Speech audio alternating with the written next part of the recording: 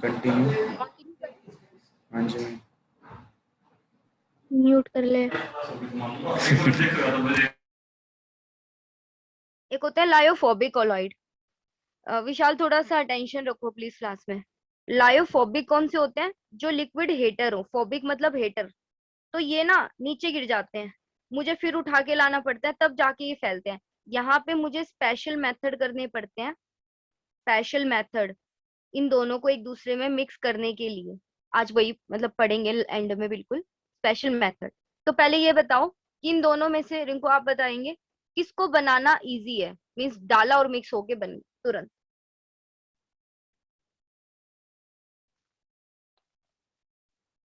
Lyophilic को। हाँ, और जो मुश्किल से बनते हैं उन्हें लायोफोबिक कहते हैं। कि अलग करना आसान है। लायोफोबिक को। यस, इनको क्योंकि ये पहले ही मिल ही नहीं रहे थे, तो इनका आसान है तरीका इनको अलग करना। और ये लायोफोबिक वाले, इन्हीं पे देखो, ये है, इनके ऊपर ना बहुत तगड़ा चार्ज होता है लायोफोबिक। मैम, हाँ, रिकॉर्ड हो रही है क्लास, बच्चे परेशान कर रहे हैं तो मैं जा रहा हूँ, मैं रिकॉर्डिंग देख लूँगा। ओके। वैसे रिकॉर्डिंग होती रहेगी। मेरा भी तो कल अपना भी।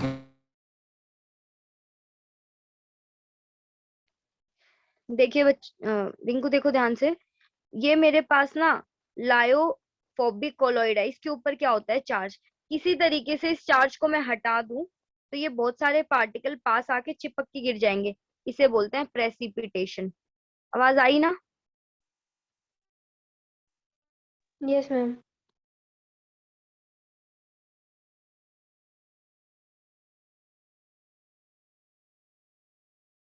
अब नहीं आ रही मैम।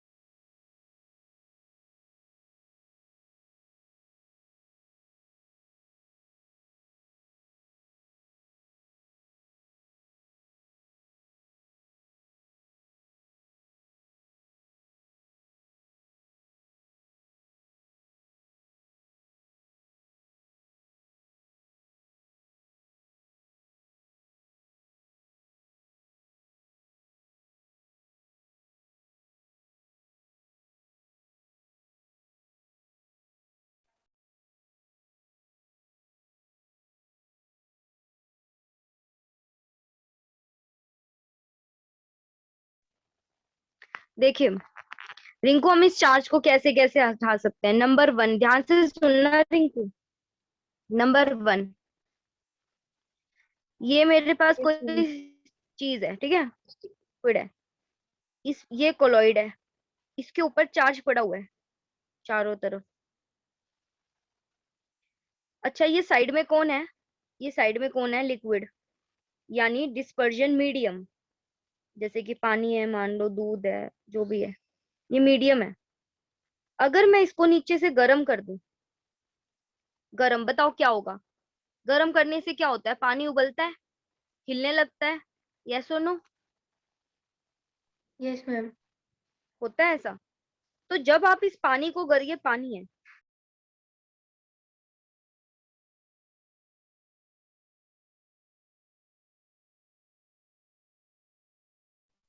मैम आवाज नहीं आ रही। एक सेकंड में चुप हो गई। देखो, जब मैंने इस पानी को गर्म किया, ये पानी है, मैंने इसको गर्म किया, तो गर्म करने से पानी नाचता है, हिलने लग जाता है। तो जब पानी हिलेगा, ये लो पानी आया, पानी आएगा, इस चार्ज को हटा के इधर ले गया, कोलिजन हो गई। क्या हो गई? ये पार्टिकल नाचने लगे, कोलिजन हुई। एक पार्टिकल आया, दूसरे से टकरा गया बहुत तेज। ऊपर से पानी इसके चार्ज को हटा के इधर उधर, मतलब जो पहले चिपका हुआ चार्ज था, पानी के हिलने की वजह से वो थोड़ा सा क्या हो जाएगा? डिस्टर्ब। आवाज आ रही है? जो चार्ज था, पानी के यस हिलने की वजह से डिस्टर्ब हो गया, चार्ज हट गया, इधर उधर हो गया, थोड़ा कम हो गया चार्ज। तो पार्टिकल एक दूसरे से जब कोलाइड करेंगे तो चिपकेंगे और एकदम से क्या हो जाएंगे, नीचे बैठ जाएंगे। तो हम चार्ज को कैसे हटा सकते हैं? बाय, एक तो बाय बॉइलिंग। इसका एग्जाम्पल बॉइलिंग। देखो, कभी भी तुम अपने घर पे डब्बे में ये बताओ, पानी गर्म किया है कभी गैस पे?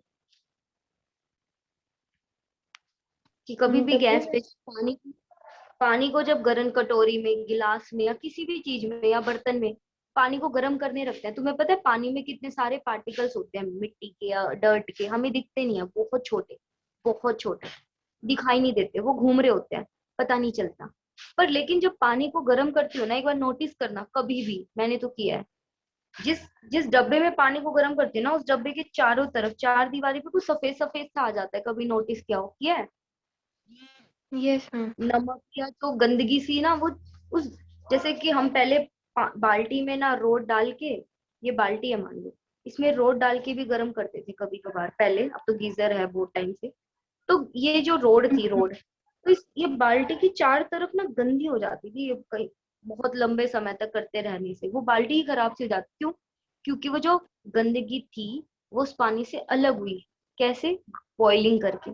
तो बॉइलिंग करके पार्टिकल्स, वो ये तो गंदगी के देखा अलग है हो गए। मैम, रोड वाला। क्या कह रहे हो? ये रोड वाला जो कह रहे हो ना, बाल्टी वाला, ये तो देखा है पहले। हाँ, तो वही तो कह रही हूँ, हो गया ना अलग। जो जो चीज पानी में बिखरी होती थी, गर्म कर पानी को उबालने से वो चीज उससे अलग हो जाती है पानी से। क्यों?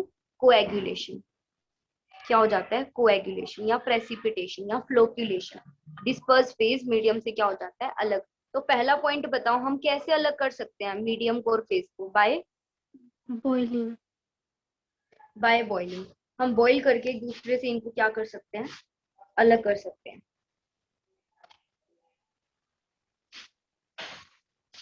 चलो दूसरी टेक्निक, इलेक्ट्रोफोरेसिस। जो एक्सपेरिमेंट कर रहे थे ना, उसकी मदद से भी कर सकते हैं। कैसे? ये मेरे पास ना वो कंटेनर था, कोई नाम बताओ, पॉजिटिव कोलॉइड लूं या नेगेटिव? एक नाम बताओ। पॉजिटिव ले लो मैम। पॉजिटिव ले लेते हैं। इस पे मान लो पॉजिटिव चार्ज है सब पे। अब मैंने इस पे रोड डाल दी वो बैटरी से जोड़ के, एक हिस्सा प्लस एक माइनस, तो ये वाला हिस्सा प्लस हो गया यानी एनोड, और ये वाला हिस्सा माइनस यानी कि कैथोड। किस तरफ जाएंगे पार्टिकल्स?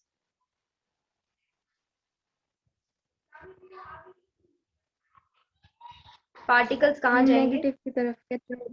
नेगेटिव, कैथोड की तरफ। यहाँ चला गया पार्टिकल। कैथोड। यस। तो जब पार्टिकल यहाँ जाएंगे, इकट्ठे हो गए, देखो ये इधर जाने लग गए, इलेक्ट्रोफोरेसिस कहते हैं इसको, इस इसको। तो इनका ना यहाँ पे जाके चार्ज हट जाएगा, क्योंकि वो नेगेटिव की तरफ चला जाएगा चार्ज। यहाँ पे पार्टिकल ना फिर इकट्ठे हो जाएंगे, ये हो गए अलग। पानी अलग रह गया पीछे, और पार्टिकल कहाँ इकट्ठे हो गए? पार्टिकल इस कॉर्नर पे आ गए सारे, पहले वो पूरे में बिखरे हुए थे, अब एक कॉर्नर पे इकट्ठे हो गए। तो हम इलेक्ट्रोफोरेसिस के एक्सपेरिमेंट से भी मीडियम और फेज को क्या कर सकते हैं? अलग। हमने इलेक्ट्रिक फील्ड लगा दी। कोई प्रॉब्लम यहाँ तक? No ma'am. नहीं। तीसरा पॉइंट, अब ये बताओ, मेरे पास एक कोलॉइड है। क्या है? कोलॉइड।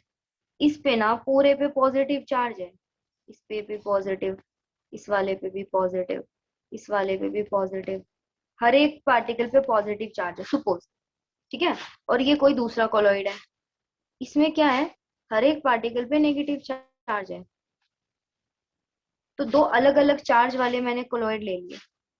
अब ये बताओ क्या करूं कि ये नीचे बैठ जाए या इकट्ठे हो जाए? बॉईल क्या? करना पड़ेगा। बॉईल कर, चार्ज हटाना पड़ेगा, जरूरी थोड़ी है बॉईल करें, मर्जी है हमारी, बॉईल करो या मत करो, चार्ज हटाना है बस तुम्हें। अगर मैं इन दोनों हम्म। को मिक्स कर, ये पॉजिटिव कोलॉइड है, ये नेगेटिव, अगर मैं इन दोनों को क्या कर दूं, मिक्स, तो तुम्हें नहीं लगता ये एक दूसरे के चार्ज को न्यूट्रलाइज कर देंगे? Yes ma'am. यस। तो ये एक दूसरे के चार्ज को क्या कर देते हैं? न्यूट्रलाइज, एक दूसरे के चार्ज को मिटा देंगे। तो ये सारे, मैम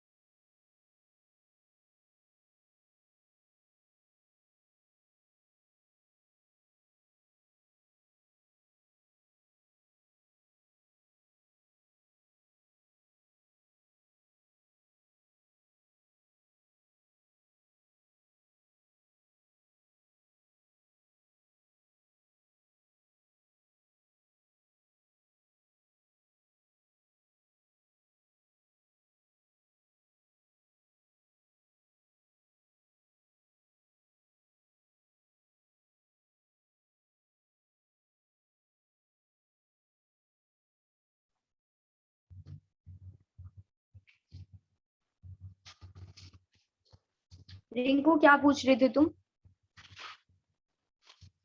मैम जो मेरा वाइवा हुआ था ना, हाँ उसमें एक क्वेश्चन पूछा था, मतलब मेरे जो प्रोजेक्ट किया उसके रिगार्डिंग ही पूछा था। तो एसिड रेन होती है, उसमें 3 एसिड होते हैं, तो तीसरे वाला एसिड कौन सा होता है? देखो, एक तो H2SO4, एक हम्म। HNO, carbonic acid. ये तो आमतौर पे होता ही है, कार्बोनिक तो हमेशा ही होता है बारिश में, पर उसकी ठीक है। क्वांटिटी ज्यादा हो जाए तो वो भी एसिड रेन के लिए रिस्पॉन्सिबल है। वैसे ये दोनों होते हैं। तो नहीं, मैंने एक लास्ट वाला नहीं पता था। और ये बोले कि जो ताजमहल है उसके ऊपर जो उसकी येलो येलो कलर हो रखा है, वो कौन से एसिड की वजह से हुआ है? तो मैंने ऐसे नाइ- तुक्का मार दिया था, नाइट्रिक एसिड, तो वो सही था। हाँ, नाइट्रिक एसिड। क्योंकि हमने वो पढ़ी नहीं थी, ब्राउन गैस जो NO2 होती है, वो कैसी गैस होती है? Brown gas. तो जब HNO3 ताजमहल के ऊपर ऐसे गिरता रहता है बार बार बार बार, तो वहां पे NO2 भी तो होगी वहां पे। तो उसकी वजह से उसका जो ऑक्सीडेशन हो जाता है, फिर उसमें पीलापन आ जाता है NO2 की वजह से। मैम फिर वो ब्राउन क्यों नहीं होता?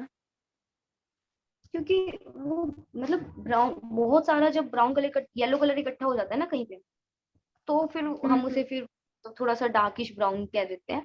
पर लेकिन वो येलो से ही चीज बनी। ओके। आ जाए हमने टॉपिक पे। मैं लास्ट में आपको थर्ड पॉइंट ये बता रही थी कि हम कैसे इसको अलग कर सकते हैं दोनों को। आपके पास एक पॉजिटिव कोलॉइड है और एक नेगेटिव कोलॉइड है। मीन्स ये वो चीज है जिसपे प्लस चार्ज आया हुआ है पूरे पे, यहाँ पे एक ऐसी चीज है जिसपे माइनस चार्ज है। अगर दोनों को मिक्स कर दें, हम क्या कर दें, मिक्स, तो ये दोनों के दोनों नीचे गिरेंगे, ये लोग गिर गए, क्योंकि इन्होंने एक दूसरे के चार्ज को क्या कर दिया, एक दूसरे के चार्ज को न्यूट्रल। न्यूट्रलाइज। यस। तो एग्जाम्पल सुन लो इसके। अच्छा, एक दूसरे की, अच्छा ये कोएगुलेशन कहते हैं ना इस प्रोसेस को, नीचे बैठने को, इकट्ठा होने को, इकट्ठे होने को यस मैम। कोएगुलेशन कहते हैं इंग्लिश में, बायो में, इंग्लिश में, और केमिस्ट्री में एक और था ना, एक और वर्ड था, प्रेसिपिटेशन। प्रिसिपिटेशन। और एक और वर्ड होता है फ्लोकुलेशन, फ्लोकुलेशन। ठीक है। मैम ये वही कोएगुलेशन, होता है या पीपीटी जो नीचे आ जाती है, ये हाँ वही चीज है? हाँ, ये वही चीज है। तो वही पीपीटी बना रहे हैं। तो अब कोएगुलेशन, हमें इनको नीचे गिराना है, ये पहले बिखरे हुए थे, हमें नीचे बिठा देना है। तो हम क्या करेंगे, इन दोनों को मिक्स कर देंगे। तो भी एक तो हम बॉइलिंग कर सकते हैं, दूसरा मैंने कहा इलेक्ट्रोफोरेसिस कर सकते हैं, थर्ड मेथड हम इस तरीके से भी कर सकते हैं जो आपको सामने दिख रहा है। फोर्थ, आप घर में आपने मिक्सी देखी है, मिक्सी घर में मिक्सी, यस उसमें मैम। दूध, और उसको तेज घुमा देते हैं, दूध को या मक्खन को तेज घुमा देते हैं। मलाई को इतनी तेज घुमाते हैं कि उससे मक्खन अलग हो जाता है और पानी क्या होता है, अलग हो जाता है। तो हम जो घर में करते हैं उसे सेंट्रीफ्यूगेशन कहते हैं। क्या बोलते हैं? सेंट्रीफ्यूगेशन। कपड़ों मशीन में भी ऐसे ही होता है, जो मशीन को तेजी से घुमाते हैं कपड़े बीच में इकट्ठे नहीं हो जाते, पहले तो बिखरे होते यस हैं कपड़े, इकट्ठे हो जाते हैं। इस टेक्निक को क्या कहते हैं? सेंट्रीफ्यूगेशन। अब ये बताओ, यहाँ पे इन दोनों ने एक दूसरे के चार्ज को हटाने के लिए क्या किया, मदद की ना हमने? यस हमने मैम। कोई बाहर की चीज डाली है? नहीं डाली। दो चीजों को मिक्स कर दिया, इसे बोलते हैं म्यूचुअल कोएगुलेशन। म्यूचुअल कोएगुलेशन मतलब कि जहां पर एक दोनों चीज बैठ रही हैं एक दूसरे की मदद से, तो बोलते हैं म्यूचुअल कोएगुलेशन। समझ आ गया? तो तीन, यस। पहले तो तीन मेथड्स बताओ जिससे हम एक दूसरे को अलग कर सकते हैं। बॉइलिंग करके, इलेक्ट्रिसिटी पास करा के, और म्यूचुअल कोएगुलेशन। Mutual coagulation. इसका मतलब एक दो लिक्विड्स को आपस में मिक्स कर दिया। इसका एग्जाम्पल भी बताना था, वो मैंने बताया नहीं। ये पॉजिटिव है और ये नेगेटिव है, दोनों को बिठाना है, दोनों को मिक्स कर दो, नीचे बैठ जाएंगे। अब सुनो इसका एग्जाम्पल, फेरिक रस्ट देखा, रस्ट, बस वही है इसका एग्जाम्पल। Ferric yes ma'am. हाइड्रोक्स, ये क्या है, हाइड्रेटेड फेरिको, ये हाइड्रेटेड मतलब पानी, फेरिक ऑक्साइड। दूसरा आर्सेनिक सल्फाइड। आर्सेनिक जानती हो क्या होता है? AS। सल्फाइड मतलब सल्फर, इसके ऊपर 3 चार्ज होता है, इस पे 2, क्या बन गया, AS2S, आर्सेनिक सल्फाइड।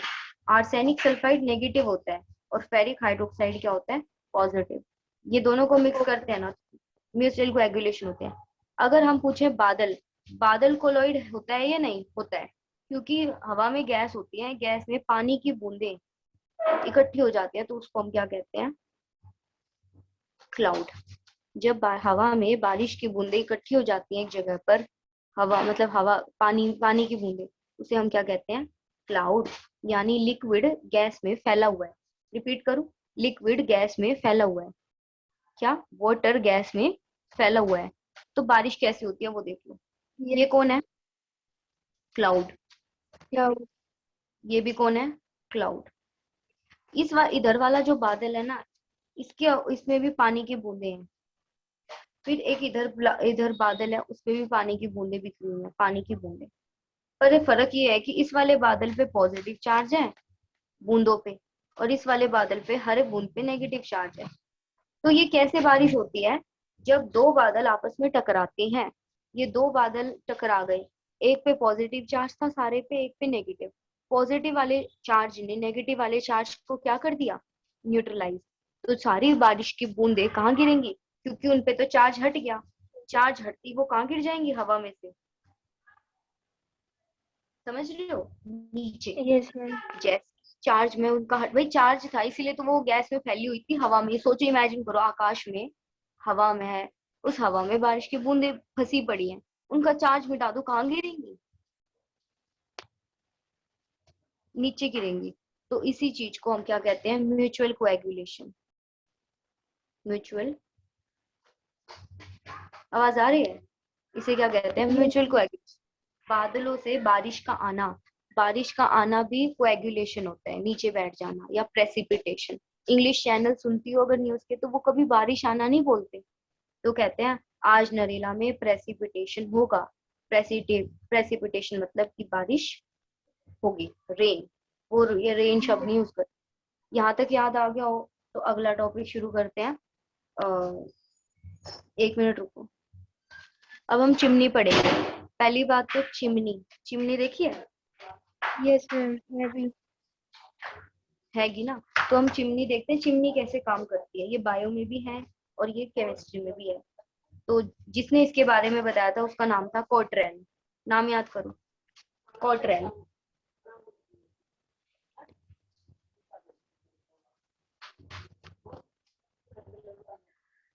1 मिनट रुक जाओ। ये बताओ, आपने धुआं देखा है? धुआं, अच्छा चिमनी क्यों यूज करते हैं घर में, ये बताओ एक बार। किचन में लगी हुई है। क्यों? जो धुआं है वो धुआं घर में ना फैले। हाँ, 1 मिनट रुको।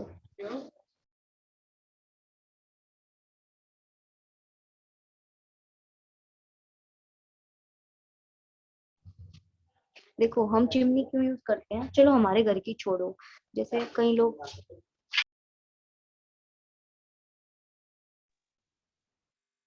फैक्ट्रीज वगैरह में भी तो होती है ना मैम, वो इतने बड़ी बड़ी चिमनी। फैक्ट्री, फैक्ट्री में भी होता है। देखो, कई अंग्रेज लोग नहीं यूज करते, वो लकड़ी भी जलाते हैं अपने घरों में, उसके ऊपर सीधे में यस चिमनी। मैम।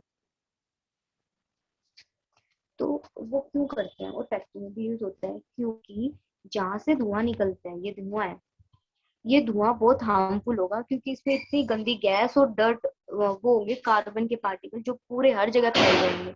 इसी तरीके से ये चिमनी हमारे व्हीकल में भी लगती है। जो पीछे पाइप नहीं होती मोटर बाइक के, गाड़ियों के, ट्रकों के, उनके पीछे से काले रंग का धुआं निकलता है, ब्लैक। Yes ma'am. तो उसमें भी लगी रहती है ये प्रेसिपिटेटर, चिमनी। क्यों? तो ध्यान से सुनना क्यों। देखो, आपको ना ये पता होना चाहिए कि इसे स्मोक कहते हैं, स्मोक। अब स्मोक में क्या होता है? एक तो बहुत ज्यादा मात्रा में गैस वो होती है, हवा। ये जानते हो? जो आपके, मान लो अभी आप कहीं पे, आपके साइड में कोई बंदा बीड़ी पी रहा है, सपोज कोई भी बंदा बीड़ी पी रहा है, तो वो जो धुआं है, उस धुएं को स्मोक कहते हैं। क्या कहते हैं? मैम। अब आपको किससे प्रॉब्लम है उस स्मोक के? देखो, स्मोक में दो चीजें हैं, एक तो गैस होती है, ऑक्सीजन, कार्बन डाइऑक्साइड, बहुत सारी गैस, प्लस उसमें वो काले रंग का पार्टिकल्स हैं, और गंदे गंदे दूसरे पार्टिकल्स, पदार्थ निकलते हैं उस धुएं में। तो उससे प्रॉब्लम है, ना कि उस गैस से। तो स्मोक के अंदर दो चीज होते हैं, एक तो गैस, और एक ये काले काले पार्टिकल्स, कार्बन के या दूसरे जहरीले पार्टिकल्स हवा में जो फैल जाते हैं, दिखते नहीं है। तो ये है। आपको बताओ, गैस से प्रॉब्लम है या ये पार्टिकल से प्रॉब्लम है जो इसमें फैले हुए हैं? पार्टिकल से। पार्टिकल से। और पार्टिकल क्यों फैले हुए हैं? क्योंकि उनपे क्या होता है? चार्ज, बहुत छोटा छोटा चार्ज, हमें उनसे प्रॉब्लम है। तो देखो ये हमारे पास गैस है हमारे घर की, इसमें से यहाँ पे खाना पक रहा था, अब खाना पका तो क्या निकला यहाँ से, खाना मान लो जल गया, स्मोक निकली। पर हमने अपने घर में क्या लगा रखी थी, चिमनी। क्या लगा रखी थी, चिमनी। अब बताओ तुम्हें क्या करना है, वातावरण में तुम क्या देना चाहती हो, गैस छोड़ना चाहती हो या वो पार्टिकल्स भी छोड़ना चाहते हो हमारे एनवायरनमेंट में, बाहर छत पे। पार्टिकल्स भी। पार्टिकल नहीं छोड़ना चाहती, ना तुम अपने घर में देखना चाहते हो इन पार्टिकल को, ना कहीं बाहर।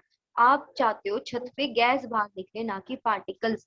तो हमने चिमनी में, बताओ ये जो स्मोक ऊपर उड़ के जा रहा है, इसमें कितनी चीजें हैं जो स्मोक उड़ के जा रहे हैं, दो चीजें हैं, एक तो गैस है और गैस और में फैला हुआ ये गंदा गंदा पार्टिकल।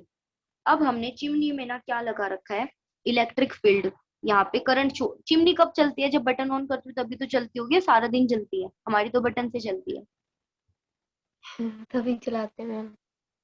हाँ तो तभी तो चलाते हैं, बटन से ऑन, यानी इलेक्ट्रिसिटी देते हैं हम। तो ये हमने इलेक्ट्रिक फील्ड दे दी, एक पॉजिटिव एक नेगेटिव। मान लो इस धुएं पे पॉजिटिव चार्ज है, इस धुएं के कणों पे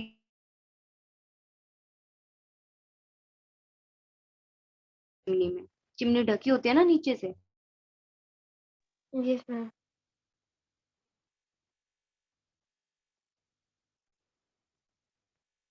आपकी आवाज नहीं आ रही।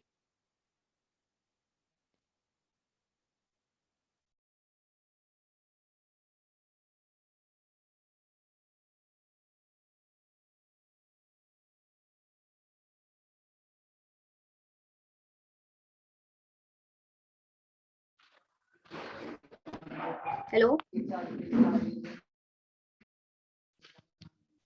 Yes ma'am.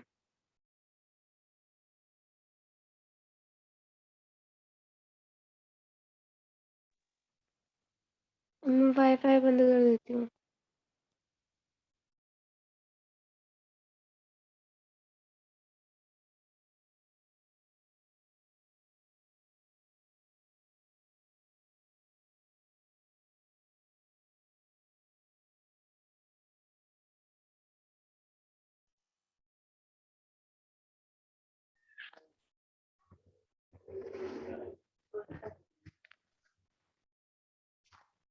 अरे मैं शेयर नहीं कर पाऊंगी अब।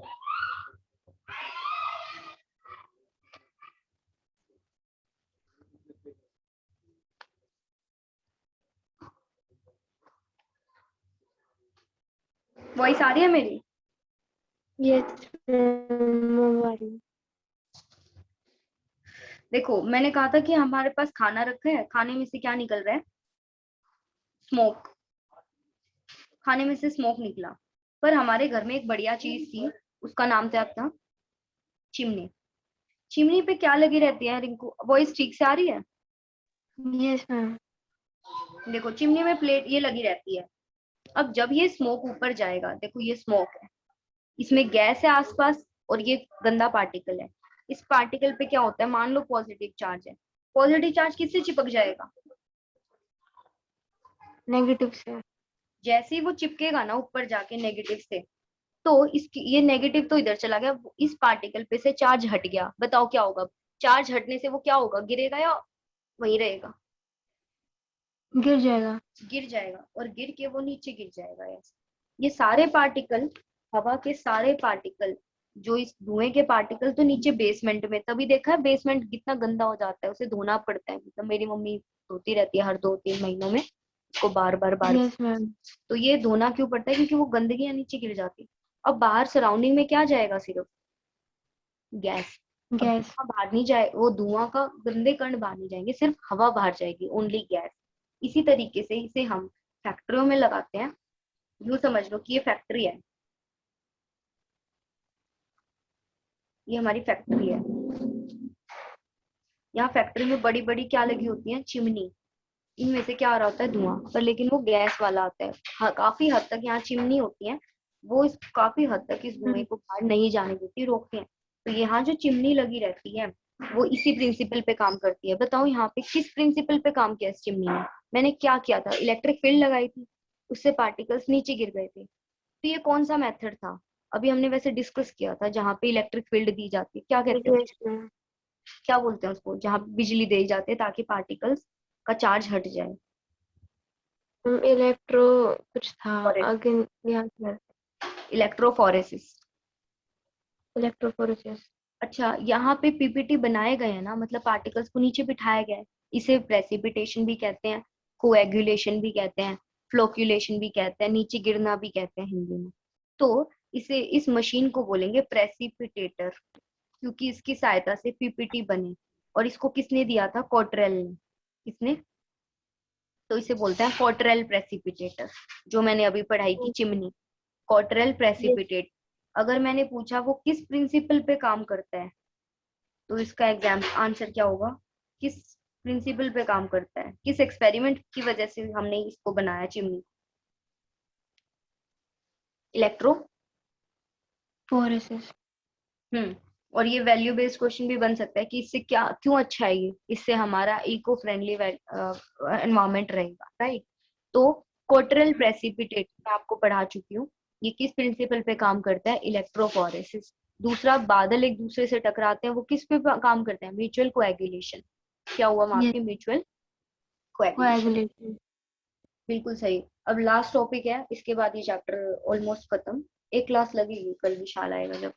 अब जितना भी टाइम बचता है मैं एक टॉपिक करा रही हूँ छोटा सा, विशाल ने कल कर लिया था रिंकू।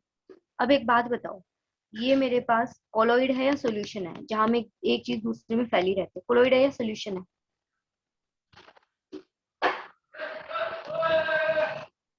ये कोलॉइड होते हैं। क्या होते हैं? कोलॉइड। कोलॉइड। चीज दूसरे में फैली होती है तो उसे कोलॉइड कहते हैं, ना कि सॉल्यूशन। सॉल्यूशन में तो घुल जाते हैं चीजें। इन पे क्या रीजन था कि ये जो कोलॉइड है, क्या रीजन है इनके होने का? क्योंकि मैम इसके पार्टिकल्स जो है वो नीचे नहीं गिर, मतलब वो है, मतलब ऊपर ही घुले हुए रहते हैं। हैं अच्छे से। ऊपर ही रहते हैं। क्यों रहते हाँ। हैं? क्योंकि इनकी सतह के ऊपर क्या चिपका रहता है? Same charge. हर पार्टिकल पे सेम चार्ज होगा, देख। सब पे प्लस है, देख पा रही हो? या तो सब पे प्लस होगा या सब पे क्या होगा? माइनस। आवाज आ रही है? Yes ma'am. अब मैं इसमें, ये लास्ट टॉपिक है, ये विशाल कल कर चुका है।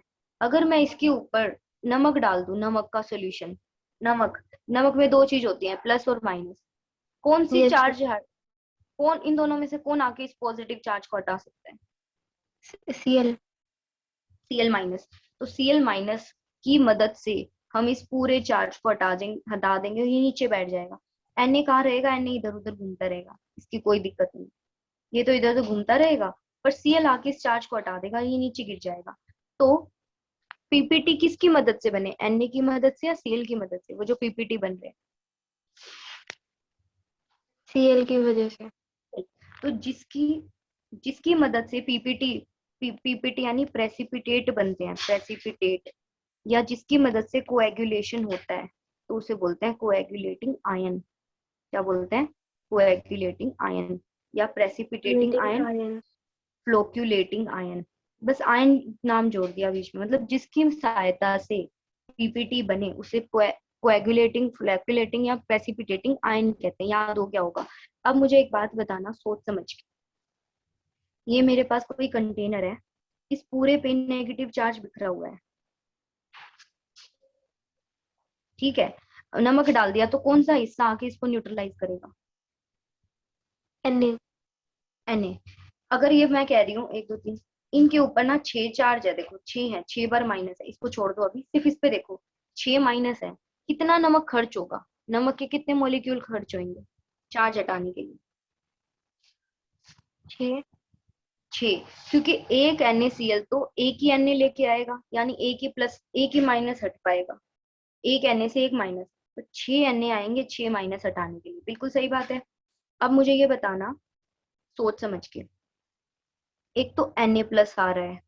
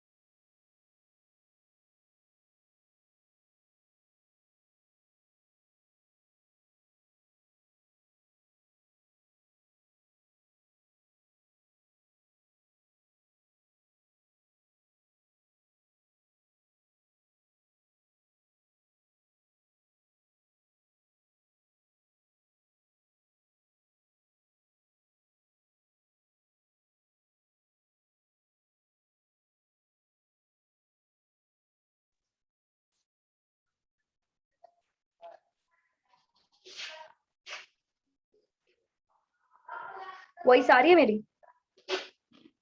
Yes ma'am. देखो अब ध्यान से सुनना, एक तो यहाँ Na+ बैठा है, एक कैल्शियम 2+ बैठा है। बताओ इन दोनों में से बेटर कौन है जो इसके नेगेटिव चार्ज को जल्दी हटा देगा? Na देखो और Ca2+, Ca2+, और तीनों में से Al3+। Ar3+। क्यों? देखो Na कितना खर्च होगा? 6 खर्च होगा Na तो, क्योंकि 6 Na आने पड़ेंगे। कैल्शियम, एक ही कैल्शियम पे 2+ चार्ज है, एक ही, वो 2 चार्ज एक बारी में हटा देगा। कितनी कैल्शियम लाऊं जिससे 6 आयन हट जाए? 6-। कितने 3, कैल्शियम लाने? 3। और एल्यूमिनियम कितने लाने पड़ेंगे? 2। 2। अब ये बताओ Na, Ca और एल्यूमिनियम में से कौन है जो माइनस चार्ज को जल्दी से न्यूट्रलाइज कर देगा? Al3+। तो इसे बोलते हैं कोएगुलेटिंग पावर, बोलते हैं रिंकी। किसकी सबसे ज्यादा कोएगुलेटिंग पावर है? सबसे ज्यादा इसकी। Al3+। जितना ज्यादा चार्ज होता है ना, उतनी ज्यादा उसकी पावर होती है किसी कोलॉइड को नीचे बिठाने की, उतनी ही ज्यादा पावर। ये आपको क्वेश्चन ऐसे आएगा, जैसे NaCl लिख के दे देंगे, CaCl2 लिख के दे देंगे, AlCl3। अब यहाँ पे Cl का तो कोई काम ही नहीं है, क्योंकि इन सब पे कैसा चार्ज है? माइनस। आना आगे वालों को है, तो पता होना चाहिए इस पे 1+ है, इस पे 2+ है, देखो ये लिखा है, इस पे 3+ है। तो पता चल गया ये हमारा करेक्ट आंसर है, ये वाला। तो जितना ज्यादा चार्ज होगा इस आयन पे, उतना इसकी पावर ज्यादा होगी उस चीज को न्यूट्रलाइज करने की। इसे क्या बोलते हैं? Coagulating power. बताना किसकी कोएगुलेटिंग पावर ज्यादा है, एल्यूमिनियम, कैल्शियम या सोडियम? एल्यूमिनियम। Very good. इसे को हम बोलते हैं Hardy schools rule. Hardy schools rule, जो मैंने अभी बताया, ये इस आदमी, इन दोनों आदमियों था। हार्डी स्कूल्स रूल क्या कहता है ये? कि जितना ज्यादा चार्ज होगा एक आयन पे, उतना ज्यादा वो कोलॉइड को नीचे बिठा सकता है। याद हो गया?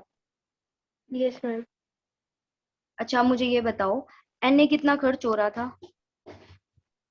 6। 6, ये 3 और ये 2। इन इन अमाउंट को, जितना ये खर्च होते हैं, इन अमाउंट को कोएगुलेटिंग वैल्यू कहते हैं, जितना ये यूज होते हैं।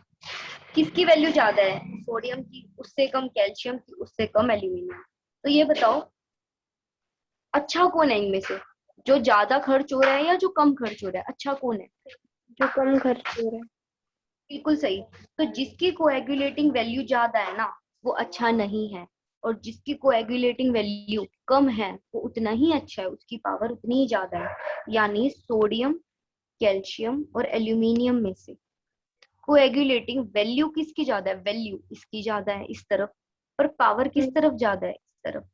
जिसकी वैल्यू कम उसकी पावर ज्यादा, जिसकी वैल्यू ज्यादा उसकी पावर कम। यानी कोएगुलेटिंग पावर, कोएगुलेटिंग वैल्यू यानी जितना वो खर्च हो रहा इनवर्सली है, प्रोपोर्शनल है।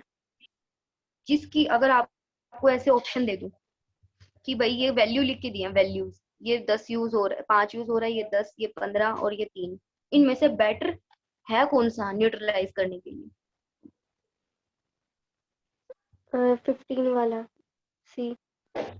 पर वो तो ज्यादा खर्च हो रहा है। अच्छा वैल्यू। वैल्यू दे रखी है, क्वेश्चन पावर। समझ नहीं आया, क्वेश्चन बताना। मैंने क्वेश्चन ये बोला आपको, ये इनकी वैल्यू दे रखे हैं कि कौन कितना खर्च हो रहा है, तो पावर किसकी ज्यादा है? डी। डी।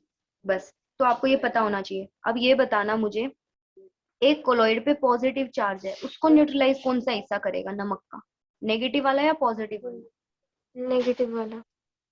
अब आपके पास 3 ऑप्शन है, एक तो ये, एक ये और एक ये। इन तीनों में से बेटर कौन है इस पॉजिटिव को नीचे बिठाने के लिए, पॉजिटिव को नीचे बिठाने के लिए? PO4 3-। बिल्कुल सही, क्योंकि इसके एक पे ही 3- है, वो 3+ को बिठा देगा। ये भी हार्डी स्कूल्स रूल है कि जितना ज्यादा चार्ज उतनी उसकी कोएगुलेटिंग पावर। किसकी कोएगुलेटिंग वैल्यू ज्यादा होगी इन तीनों में से? वैल्यू, कोएगुलेटिंग वैल्यू किसकी ज्यादा होगी? ये Cl, वो ज्यादा खर्च होगा। तो ये ऑप्शन में इस तरीके से आएगा कि कोई चीज पे पॉजिटिव चार्ज है और आपको एक दे देंगे नमक, एक देंगे Na2SO4, एक देंगे Na3PO4। ऐसे ऑप्शन देंगे, बोलेंगे बेटर बताओ कौन है। अब पहली बात तो पता होनी चाहिए पॉजिटिव है कोलॉइड, तो नेगेटिव इसको नहीं देखना आगे, समझ रही हो रिंकू? अब आगे वाले पार्ट को नहीं देखना, पीछे वाले को देखना। पीछे वाला PO4, इस पे 3 माइनस होता है, तो पता चल गया कि इट इज बेटर। इस तरह के क्वेश्चन आते हैं, कर लोगी? Yes ma'am. तो बस हम एक बात बताओ कि हमें एक कोलॉइड है, क्या है कोलॉइड, उस पे कोई नमक डाल दे और पूछे कि बताओ क्या होगा नमक डालने से, तो कोएगुलेशन होगा, एक वर्ड में आंसर। किसी भी कोलॉइड में हम इलेक्ट्रोलाइट डाल दें, इलेक्ट्रोलाइट मतलब नमक समक कोई भी ऐसी चीज, तो वो क्या करेगा, इसके ऊपर जो चार्ज था उसको पूरे को मिटा के नीचे गिरा देगा, और इस गिराने को क्या कहते हैं, कोएगुलेशन, प्रेसिपिटेशन, फ्लोकुलेशन। बात समझ आई? Yes ma'am. तो बस अगर पेपर में आ जाए कि इलेक्ट्रोलाइट डालने से क्या होता है, इलेक्ट्रोलाइट डालने से PPT बनते हैं, बात इतना ही करना। ठीक, अभी टाइम, अगर टाइम रहता है तो एक छोटी सी बात बता देती हूँ, फिर ये टॉपिक ही फिनिश हो गया हमारा आज, बहुत बढ़िया हुआ। क्वेश्चन ये है कि मिट्टी का ढेर कैसे बनता है, इसे डेल्टा कहते हैं, डेल्टा। अब सुनो ध्यान से, ये समुद्र है, क्या है, समुद्र। समुद्र में तुम्हें पता है ना बहुत सारे नमक होते हैं अलग अलग तरह के, या सुनो? Yes ma'am. और इधर से कोई नदी आ रही है, नदियों का पानी समुद्र में ही तो मिलता है, ये रिवर है। अब रिवर में ना रिंकू क्ले होती है, मिट्टी, क्या होती है, क्ले।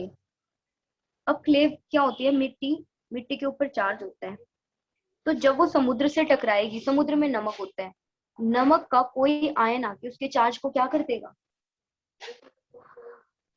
न्यूट्रलाइज। तो जितनी बार ये समुद्र इस तरफ आएगा और नदी इस तरफ जाएगी, जितनी बार ये वेव आएंगी ना, वेव, उतनी बार जो चार्ज था ना रिवर में जो मिट्टी थी, उस मिट्टी, वो मिट्टी पहले रिवर में पूरे में बिखरी हुई थी, जहाँ पे ये दोनों मिलते हैं वो बिखरी हुई थी, बैठी नहीं थी, बिखरी होती है। पर ना जब भी यहाँ पे न, जहाँ पे भी समुद्र और रिवर मिलते हैं ना, वहां ऐसे ऐसे मिट्टी की चट्टान इकट्ठी हो जाती है, इसे डेल्टा कहते हैं। ऐसे नहीं बनाते हम डेल्टा साइंस में, तो यस मैम।